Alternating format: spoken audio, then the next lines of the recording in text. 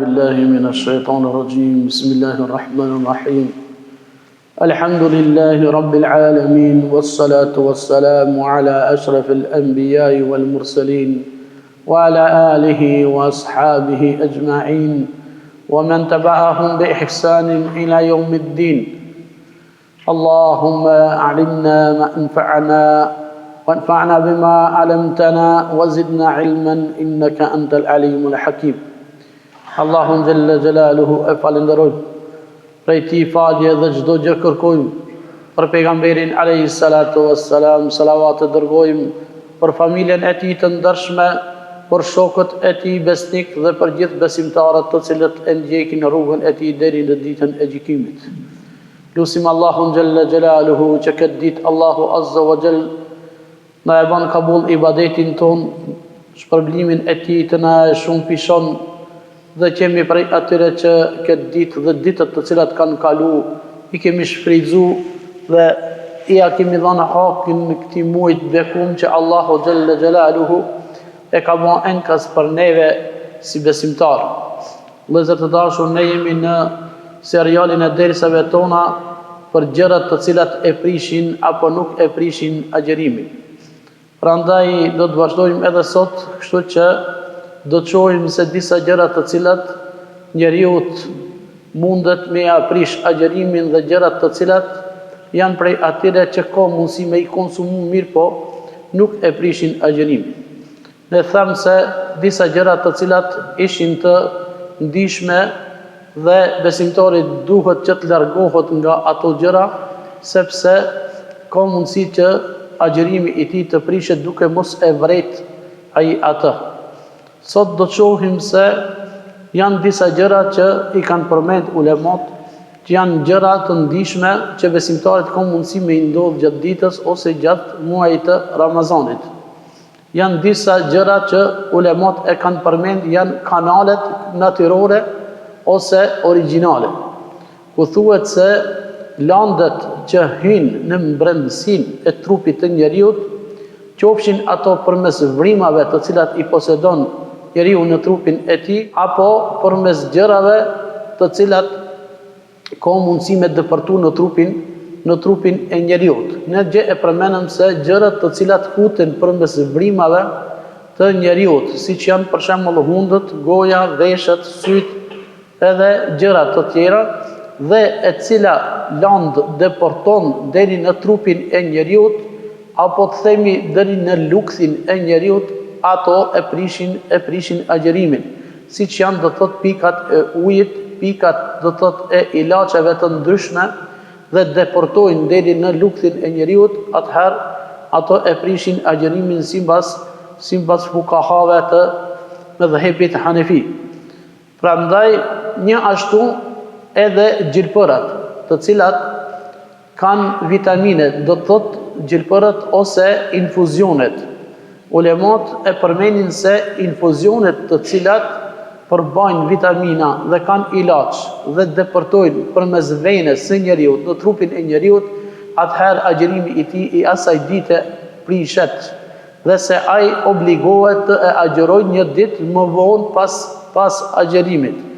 Një ashtu edhe gjërat të cilat janë sikurse vaksinat për shembull, ose injeksionet të cilat janë pa vitamina, ose lyrja e plagave me kreme të ndryshme apo me ndonjë sprej, këto gjëra të cilat nuk posedojnë vitamine dhe nuk i japin ndonjë imunitet agjëruesit, ulemat thonë se këto gjëra do thot nuk e prishin agjërimin. Do thot vaksinat, injeksionet pa vitamin dhe lyrja e plagave të njeriu e cila është do thot jashta trupit, do thot është në lëkurën e tij. Do thot këto gjëra janë të cilat nuk e prishin agjërimin. Mirë, po janë disa gjëra të tjera të cilat njeriu ka mundësi do thot me ndodh aksidentalisht, do thot plagoset ose do thot i hapet ndonjë varr. Kështu që ulemat do thot janë të mendimit se nëse plaga hapet në trup dhe del gjaku dhe shifet do të thotë në lëkurë mishi edhe i del gjaku jashtë, do të thotë është plagë serioze, atëherë agjerimi i tij prishet për atë ditë. Do të thotë sipas mëdhëbit ton, mëdhëbit e Ebu Hanifës. Kështu që çdo gjë e cila do të thotë e plagos njeriu, qoftë shigjet, qoftë ndonjë plumb, qoftë ndonjë ose ndonjë prerje e trupit të tij, do të thotë gjithë këto plaga të cilat deporton do të thotë materiale ose pa marrë parasysh që është brenda trupit të njeriu, atëherë prishet agjerimi. Dhe do të thotë se të gjitha këto gjëra janë gjëra të cilat deportojnë në trupin e njeriu. Ulemat kanë diskutuar edhe rreth njeriu i cili ka nevojë me dhënë gjak ose me marrë gjak. Do të thotë gjërat të cilat thamë se ato të cilat futen në trupin e njeriu, siç thash më herët, do të thotë janë ato të cilat e prishin agjerimin. Do të thotë edhe në këtë rast, nëse njeriu ka nevojë me marrë gjak dhe është agjërueshëm, atëherë do të thotë agjerimi i tij prishet për atë ditë dhe ai obligohet të ai bën kaza atë ditë pas Ramazanit. Mirë po, nëse detyrohesh me dhënë gjak, atëherë agjerimi nuk prishet me dhënë gjak. Kështu që ulemat do të thonë disa çështje të ndihshme, të cilat i kanë përmend në këto mesele, do të thotë ka edhe gjëra shumë të tjera, të cilat mirë po ne i zgjonëm sot disa gjëra më të ndihshme. Ti shohim edhe disa gjëra të cilat ulemat kanë biseduar se cilat janë mekruhatet ose sendet që nuk janë të pëlqyeshme gjatë agjerimit dhe gjërat të cilat janë mustahab, janë të pëlqyeshme. Do të thotë njëra e cila është mekruh, themi, ose është e papëlqyer, do të thotë është sikur se e përmenda futja e gjërave në gojë pa nevojë. Do të thotë shpesh njerëzit e kanë zakon, siç thash gjë, me fut në gojë gjëra të cilat janë ose si fije bari ose gjethe apo ndonjë kokur nga drithërat dhe e mban në gojë. Do të thotë këto gjëra janë mekruh, nuk lejohet me gjatë agjerimit do të thotë me i marrë dhe sepse gjërat të cilat i fut në gojë posedojnë lang. Do të thotë ai langu ka mundësi me shku poshtë dhe ulemat ja kanë të rejtë vërejtjen agjeruesit se këto gjëra duhet me pas kujdes mos me i konsumu.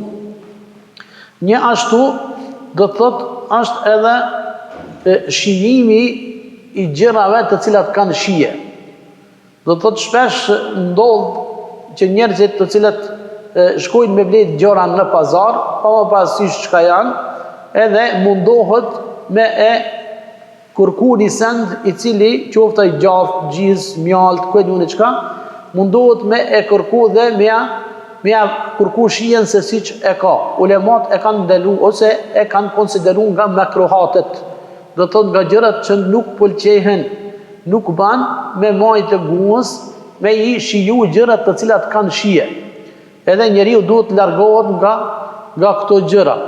Një ashtu është edhe kur njeriu, siç tham, do thotë duhet me pas kujdes gjatë konsumimit të ujit, kur të baje do thotë ndonjë dush apo të morre abdes. Kështu që duhet me pas kujdes kur ta fute ujin në gojë, siç thash, është mekruh. Do thotë me e morr edhe me e fut ujin deri në fyt me bë gargar.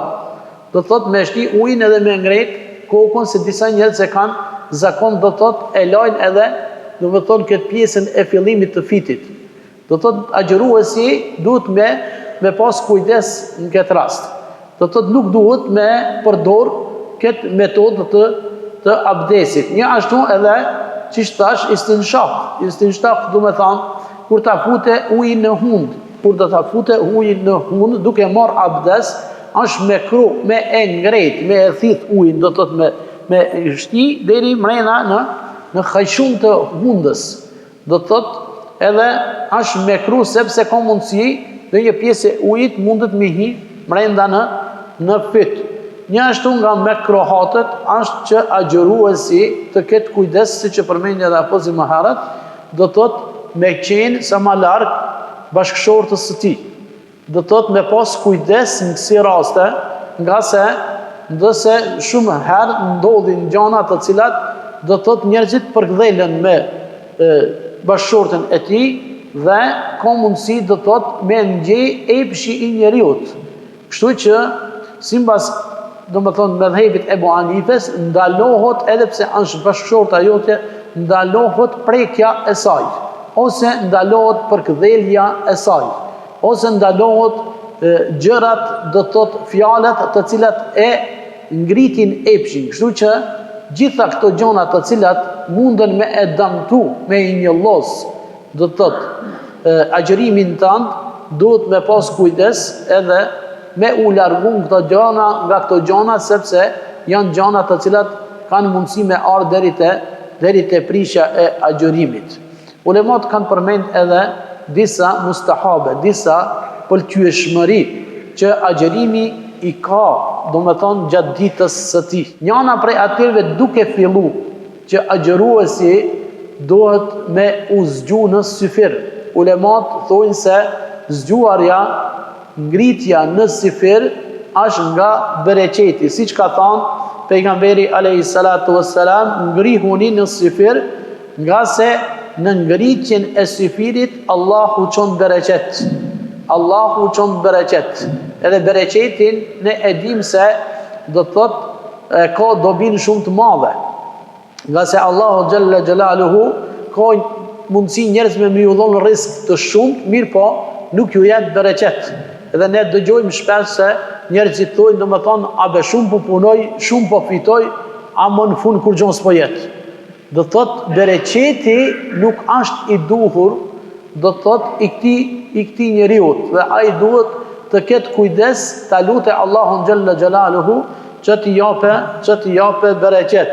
Një ashtu do thotë agjëruesi është mirë që kur të ngritet në syfir, nga suneti i Muhamedit alayhi salatu wassalam është që mos ta anashkaloje lutjen, duan. Do thotë të lutet në syfir. Sa më shumë të lutet në syfir, nga se pejgamberi alayhi salatu wassalam ka thënë duaja e agjëruesit në syfir nuk ka pengesë mes tij dhe Allahut xhalla xjalaluhu. Një ashtu edhe gjërat të cilat pëlqehen gjatë ditës së agjëruesit. Njëna prej atyre është që besimtari musliman nuk duhet me e kalu ditën në gjumë. Nuk duhet me e kalu ditën duke pushu tanë kohën. Mirë po duhet më u mundu dhe me punu, nga se sevapi është më i madh. Dhe se nuk duhet me i anashkalu punët, disa punë të cilat njeriu mundohet që në Ramazan me ju ik punëve. Do thot i len çdo sen edhe largohen nga punët e përditshmërisë. Do thot, mirë po, e njëjta gjë nuk duhet me harru edhe ibadetin, edhe adhurimin. Duhet me qenë, do thot, vigjilent. Edhe në punët e përditshmërisë që të fitoj risk, një ashtu edhe nuk duhet me elan ibadetin anësh, dhe duhet nga mustahabet është që ta shtoj ibadetin edhe më shumë. Për shembull, nëse gjatë ditës i ka fal vetëm 3 ose 2 namaze me xhamat, duhet më mundu që mi fal 5 kohë namaze me xhamat. Do thotë, nëse ai nuk ka fal namaze nafile gjatë ditës, atëherë duhet më mundu me shtu namazin nafile gjatë ditës. Një ashtu mos me i lan taravit, një ashtu mos me lan namazin e natës, dhe kështu me radhë. Dhe duhet me qenë besimtari i cili duhet me urujt nga fjalët e këqija, me urujt nga punët të cilat janë që e njollosin agjërimin tanë. Një ashtu edhe çështja e iftarit. Nga ulemat do të thuhet se mustahab është që besimtari në kohën e iftarit nuk duhet me prit me thirr hoxha tani me ngatë sofra. Jo, besimtari musliman duhet një kohë më herët para se me hi koha e iftarit, me ullë në sofër me gjithë antarët e familjes dhe me e lutë Allahun xhalla xjalaluhu për problemet e tij të cilët i ka. me e lut Allahun xhalla xjalaluhu për shumë gjëra të cilat atij i mungojnë. Kështu që për çdo nat duhet me e bë traditë që besimtari para se me hi koha e iftarit me shku mu ul në sofër dhe me e lut Allahun xhalla xjalaluhu. Për ata pejgamberi alayhi salatu wassalam do thot e ka përmend në një hadith ku thot se më i dashuri i robëve të mi është ai që nxitohet shumë për të ngrënë iftar. Do thot shkon aty dhe e prit momentin kur thirrë, do thot, ose kur çelet koha e iftarit, do thot edhe fillon, do thot me bon iftar, siç dihet në sunetin e Muhamedit alayhi salatu wassalam, ase iftari të çelet me një kokër hurm, nëse ka mundësi, e nëse nuk ka mundësi, atëherë me ndonjë gllëk të ujit dhe kështu me radhë. Prej mustahabave të tjera është që besimtari musliman pasi që të haje sifir, do të thot pasi që të haje sifir është mirë, do të thot me dal me njëherë të xhamia. Mos me prit në shtëpi, do të thot mos me hum kohën kot, po me ardh në xhami sa më herët dhe me e përmend Allahun xhalla xjalaluhu mrenda në xhami dhe me e prit namazin e sabahut. Për ata edhe Bashkia Islame është kujdes për besimtarët musliman që namazin e sabahit do të thonë e ka qenë shumë, do të thonë shumë më herët, do të thonë e ka bë 20 minuta pas syfirit, nga se është një argument se Zeid ibn Thabit i tregon se thot ishim me pejgamberin alayhi salatu wassalam. Zeid ibn Thabit ka qenë shëlltori i pejgamberit alayhi salatu wassalam dhe ka qëndruar me ata në çdo kohë. Prandaj ai transmeton këtë hadith dhe thot se ishim me pejgamberin Allahu xhalla xjalaluhu. Thot angrëm sifir, thot dhe pejgamberi alayhi salatu wassalam na i boni me shenjë se me e ndal ushqimin. Thot atëherë e ndalëm ushqimin, thot edhe e banëm niyetin e asaj dite. Thot dhe dolëm në xhami. Thot pritëm, thot në xhami derisa thot imami thot i lexonte 50 ajete nga Kur'ani. Do thot i lexonte 50 ajete nga Kur'ani. Do thot ai ka lexu Kur'an dhe ki i ka një, do thot ajetet e Kur'anit. Kështu që do thot e kanë pa ulemat se paraprasisht dikun 20 minuta deri 25 minuta, do thot një imam ose një lexues i Kur'anit ka mundësi me i lexu këto ajete. Kështu që do thot nga mustahabet, siç thash, do thot është që me dal sa më herë në xhami me bë dhikr ose me lexu Kur'an. Prandaj nga mustahabet e tjera është që do thot njeriu do thot pasi që të bëjë iftar ose para iftarit tham me bë dua për problemet e tij që i ka. Mirë po pasi që e han hurmën e tij, do thot e ban iftarin, ulemat do thot e kanë caktuar një dua e cila është prej sunetit Muhamedit alayhi salatu wassalam, ku thuhet Allahumma laka sumtu wa bika amantu wa alayka tawakkaltu wa ala rizqika akalt ose iftart. Do thot kuptimin që e ka kjo dua, o Allah, do thot vetëm për përqimin tënd agjerova, do thot vetëm për hir tonin kam agjeru dhe në ty besova, do thot tek ty u mbështeta dhe ty të dorëzova dhe me të mirat e tua bana iftar. Do thot kjo dua të cilën e kanë cek edhe e ka thonë Muhamedi alayhi salatu wassalam është ajo e cila besimtari musliman duhet me thonë pasi që qele iftar.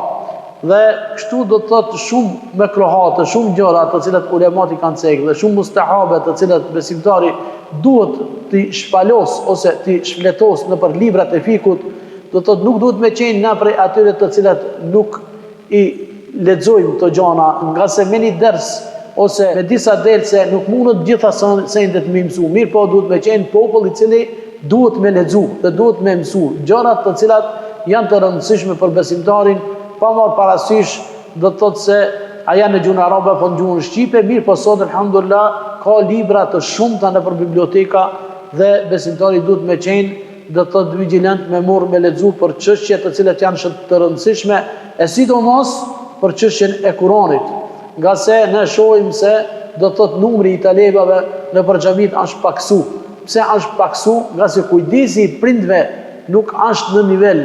Për ata është paksu. Për ata, talebet në vërxhamia duhet me qu me mësu vëllazëri se nëse gjeneratët të cilët kanë qenë më herët nuk e kanë pas këtë mundësi, sot mundësia është, do të thotë, shumë e lehtë edhe shumë ka mundësi hoxhallar sa dush, hafizlar kemi sa me dasht, do të thotë nuk duhet me lanë se është mëkat i madh, është tragjedi me met një njeri në këtë kohë, mos me ditë me lexu Kur'anin arabisht, nga se sevapi është shumë i madh.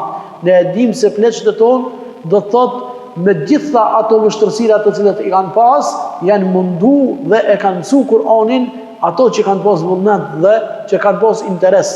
Prandaj edhe sot nuk duhet me anashkalu këto gjana, sidomos fëmijët duhet patjetër me konë ato të cilët e mësojnë, po pse mos me mësu edhe na të mëdhojt ato ku kanë mundësi. Duhet me nejtë ofër hoxhës, duhet me morë, me i thonë mësoma Kur'anin, do të thotë edhe mos me lënë rahat derisa ta mësojsh, sepse është një sen i cili nesër del para Allahut xhalla xhelaluhu edhe është baza jote, është baza ajo e cila do të thotë të mban gjallë dhe kur dilsh para Allahut xhalla xhelaluhu nuk e ke ditë do të thotë me lexu Kur'anin kurse e ke pas shansën edhe s'ki arsye para Allahut xhalla xhelaluhu mi thonë se nuk e di me ta thonë fjalën tënde aqulu qawli hadha Allahu na falt, Allahu na mëshiroft, Allahu na bëhet për atyre të cilat do të thotë e mormi shpërblimin e tij në këtë ditë të madhe. Aqulu qawli hadha wastaghfirullaha li wa lakum inna Allaha ghafurur rahim.